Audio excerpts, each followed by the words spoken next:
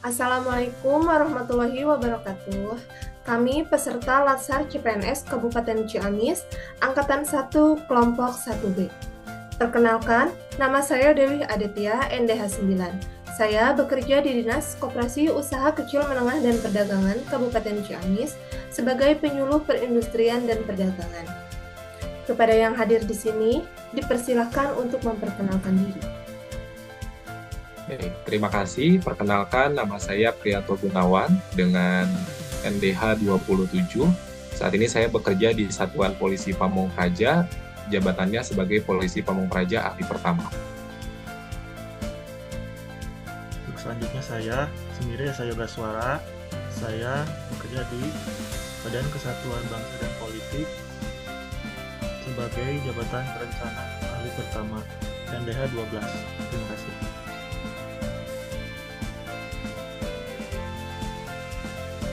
Selanjutnya saya perkenalkan, nama saya Ade Suryana, peserta Latsar Kabupaten Ciamis, kelompok 1 NDH 02. Saya bekerja di Dinas Kebudayaan, Kepemudaan dan Olahraga sebagai penata kelola pemerintahan. Baik, selanjutnya saya perkenalkan, nama saya Iqbal Januar dengan NDH 17. Saat ini saya berdinas di Kecamatan Baretbek, Kabupaten Ciamis sebagai penata kelola pemerintahan. Sekian, terima kasih.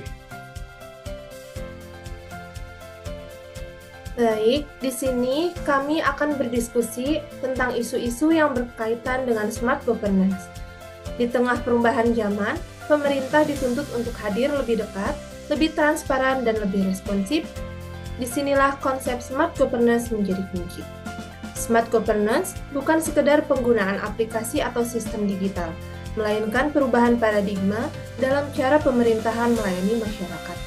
Nah, berkaitan dengan smart governance tersebut, di sini kita akan berdiskusi dengan membahas isu-isu yang berkaitan dengan smart city di Kota Bandung dan Kabupaten Ciamis. Pemaparan isu di Kabupaten Ciamis akan disampaikan oleh Kang Esa Yoga Suara, dan pemaparan isu di Kota Bandung akan disampaikan oleh Kang Priyanto. Kepada Kang Esa, dipersilakan. Terima kasih, Kak Dewi. Selanjutnya saya akan memaparkan tentang sistem pemerintahan berbasis elektronik atau biasa disebut SPBE. Di sini Kabupaten Ciamis memiliki 3 inovasi strategis yang diluncurkan, yaitu ada yang pertama aplikasi Pasti Manis, yang kedua aplikasi Galuh Go Digital, dan yang ketiga aplikasi Hotmart News. Apa sih itu Pasti Manis? Pasti Manis itu pelayanan adminduk sinergis terintegrasi untuk masyarakat Ciamis, yaitu layanan administrasi kependudukan digital yang memungkinkan masyarakat mengurus dokumen seperti KTP, KK, dan lainnya melalui kantor desa atau kelurahan terdekat tanpa perlu antri di kantor Dukcapil. Lalu selanjutnya ada aplikasi Galuh Go Digital. Program ini memperluas transformasi digital dalam pelayanan publik dan pembayaran pajak daerah melalui kanal non-tunai seperti QRIS, virtual akun, KJB Digi, dan platform digital lainnya. Lalu ada aplikasi yang terakhir yaitu Hotmart News, artinya hiburan, hotel, makan, minum, upload struk berhadiah.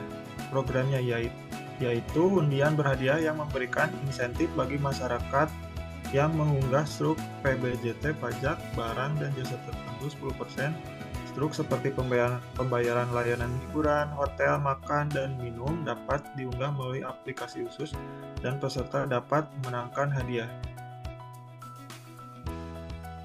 Dampak dan strategi di balik programnya yaitu pelayanan yang inklusif, ketiga inovasi menekankan akses mudah, mulai dari desa hingga digital. Yang kedua, efisiensi fiskal dengan PAD yang masih rendah sekitar 311 miliar per tahun.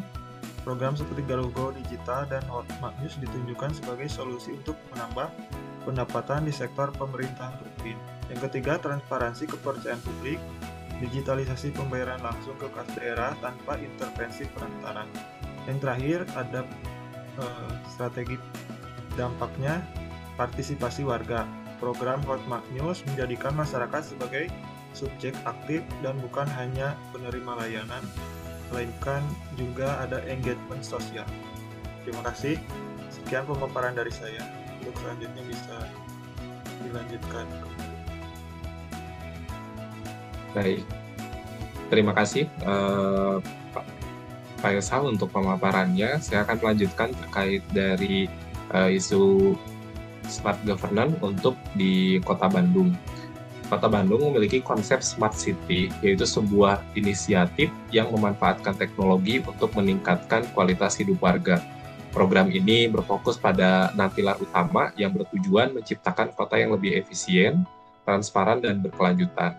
Layanan publik digital Kota Bandung terpusat pada aplikasi Sadayana sebagai aplikasi super apps yang menyediakan berbagai layanan dan informasi digital untuk masyarakat serta layanan lainnya seperti Bandung Comment Center untuk pengaduan dan pelaporan dan Bandung Smart City untuk mengembangkan inovasi pelayanan publik berbasis teknologi informasi. Aplikasi dan platform utama pada aplikasi Sadayana merupakan rumah bagi seluruh layanan dan informasi digital Kota Bandung, dirancang untuk memudahkan masyarakat mengakses berbagai layanan online. Kemudian Bandung Comment Center, pusat kendali layanan digital yang mendukung kebutuhan warga, mulai dari pengaduan hingga respon cepat terhadap situasi darurat. Tujuan dan manfaatnya yaitu kemudahan akses, memudahkan warga mengakses layanan dan informasi secara online, efisiensi, mempercepat proses birokrasi dan meningkatkan efisiensi waktu serta tenaga, transparansi, meningkatkan keterbukaan informasi dan pengelolaan pemerintahan, kemudian komitmen Smart City, mewujudkan konsep Smart City dengan memanfaatkan teknologi informasi untuk pelayanan publik yang inovatif dan berkualitas. Dari konsep yang ada, Kota Bandung juga pernah meraih yang dibuat oleh Komdigi sebagai pemenang implementasi program Smart City 2024 kategori Smart Governance Kota Bandung. Sekian untuk yang Smart Governance Kota Bandung, saya kembalikan kepada moderator. Terima kasih kepada Kang Priyanto dan Kang Esa yang telah memaparkan isu-isunya. Isu-isunya cukup menarik ya. Nah, selanjutnya saya persilakan untuk yang mau menanggapi. Baik, terima kasih untuk Ibu Dewi. Di sini saya akan menanggapi dari pemaparan Pak Priyanto. Menurut saya aplikasi Bandung Smart City itu sudah bagus. Konsepnya itu satu aplikasi yang di dalamnya itu banyak layanan. Aplikasi itu kalau nggak salah dibuat pada masa Bapak Ridwan Kamil sebagai wali kota. Salah satu yang ingin saya tanggapi mengenai poin transportasi.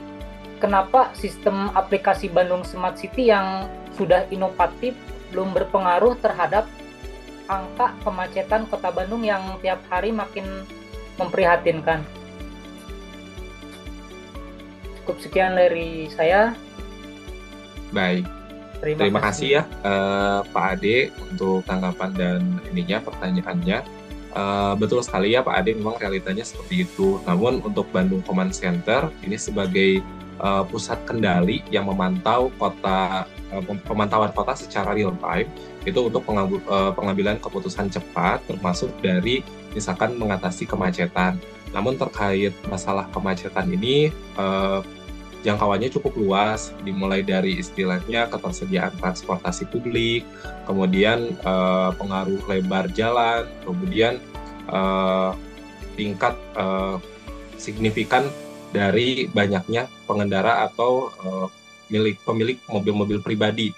Nah, karena meningkatnya cukup banyak, itu akan menyebabkan kemacetan cukup luas begitu. Nah, dengan adanya smart governance ini, salah satunya di Bandung Command Center, jadi ketika misalkan ada simpang-simpang yang terjadi kepadatan, yang sebagai admin atau sebagai pemegang kebijakan, dia bisa merubah misalkan untuk memperpanjang durasi lampu hijau atau lampu merahnya. Nah, justru Bandung Command Center itu hadir di bagian sananya begitu. Tapi memang kalau untuk kemacetan, jangkauannya cukup luas begitu, Kak. Itu mungkin kalau dari saya. Terima kasih. Terima kasih Pak Prianto. Baik, saya ingin menanggapi untuk Bapak Esa ya mengenai aplikasi Pasti Manis ini. Aplikasi Pasti Manis ini kan aplikasi baru ya yang memudahkan perangkat desa dan warga untuk mengurus administrasi kependudukan. Juga harus didukung oleh koneksi internet yang memadai dan perangkat pendukung. Kalau saya sih kurang yakin ya dengan aplikasi ini. Apakah bisa membantu masyarakat dalam mengurus administrasi kependudukan gitu. Pertanyaannya, apakah dengan aplikasi Pasti Manis warga tidak perlu ke Disduk Capil, cukup ke kantor kelurahan atau kantor kecamatan saja? Ya, terima kasih Pak Iqbal atas tanggapan dan pertanyaannya. Mungkin menurut pendapat saya, aplikasi Pasti Manis ini pada awal-awalnya mungkin ada beberapa kendala ya, tapi dengan cakupan jangkauan yang luas ini, pada daerah-daerah terpencil, mungkin daerah-daerah yang tidak dijangkau oleh internetnya, mungkin saya yakin aplikasi Pasti Manis ini bisa berhasil digunakan di daerah-daerah tersebut selama pemerintahan Kabupaten Ciamis ini bisa bekerja sama dengan baik ya dengan pihak-pihak dinas seperti Kominfo, pemerintah desa, dan Disduk Capilnya, sehingga aplikasi ini bisa memberikan pelayanan pada masyarakat dengan di wilayah-wilayah terpencil tersebut juga dengan jaringan internet yang cukup baik, sehingga masyarakat tidak perlu lagi mengantri ya di Disduk Capil di wilayah pusat kotanya, sehingga saya yakin aplikasi Pasti Manis ini bisa memberikan dampak yang baik. Terima kasih. Sekian dari tanggapan saya. Untuk selanjutnya bisa silakan kembali.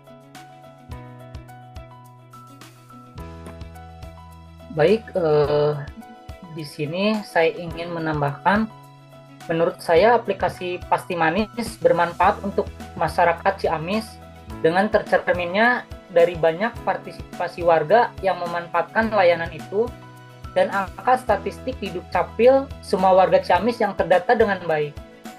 Karena aplikasi itu cepat dalam pemrosesan data, angka kelahiran, dan perbaikan data. Jadi, menurut saya konsep satu aplikasi, satu layanan itu pada pelaksanaannya lebih baik daripada konsep satu aplikasi multifungsi. Terima kasih. Baik, saya ingin menanggapi pernyataan dari Bapak Ade. Kalau menurut saya, perbandingan dua aplikasi itu terlalu jauh ya. Jadi tidak apple to apple gitu. Kalau untuk aplikasi Pasti Manis, cuman menonjolkan satu yaitu administrasi kependudukan sipil. Sedangkan Smart City itu cakupannya banyak ya. Ada Smart Economy, Smart Government, Smart Living, dan lain-lainnya. Menurut saya seperti itu. Jin menambah untuk penutup, saya yakin aplikasi yang dikeluarkan oleh Pemkab Ciamis ini mungkin memang belum mencapai levelnya dengan kota-kota besar yang lainnya, dan saya yakin untuk tahap-tahap awal ini dalam peluncuran ini pemerintah Kabupaten Ciamis ini bisa memberikan pelayanan yang terbaik bagi masyarakatnya.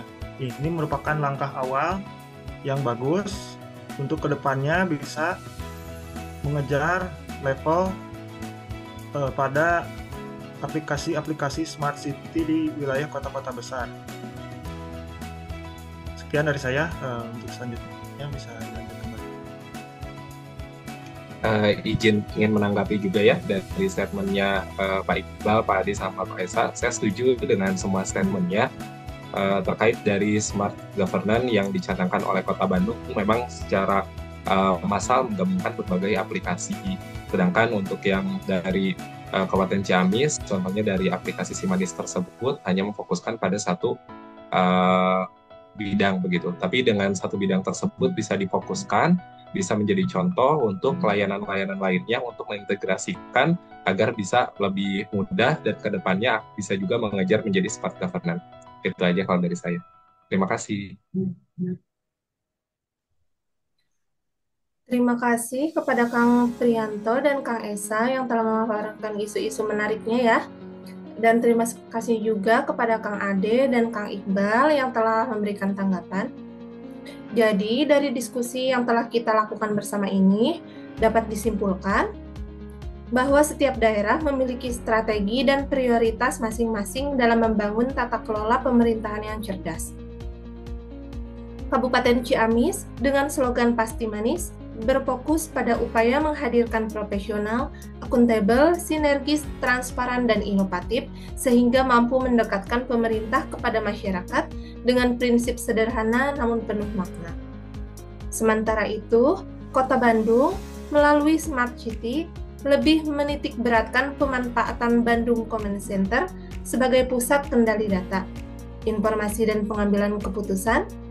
Command Center menjadi jantung digital yang mengintegrasi data berbagai sektor, mulai dari lalu lintas, pelayanan publik, hingga penanganan aduan masyarakat secara real-time. Dari dua model ini, kita belajar bahwa Ciamis menonjol dalam membangun nilai dan budaya pelayanan, sedangkan Bandung menunjukkan kekuatan infrastruktur digital berbasis pengendalian kota. Keduanya sama-sama mengajarkan keberhasilan smart governance ditentukan oleh komitmen pimpinan, konsistensi kebijakan, dan partisipasi masyarakat. Sekian diskusi mengenai pemaparan isu yang berkaitan dengan smart governance dari kelompok kami. Semoga apa yang telah kita diskusikan bermanfaat bagi semuanya. Wassalamualaikum warahmatullahi wabarakatuh.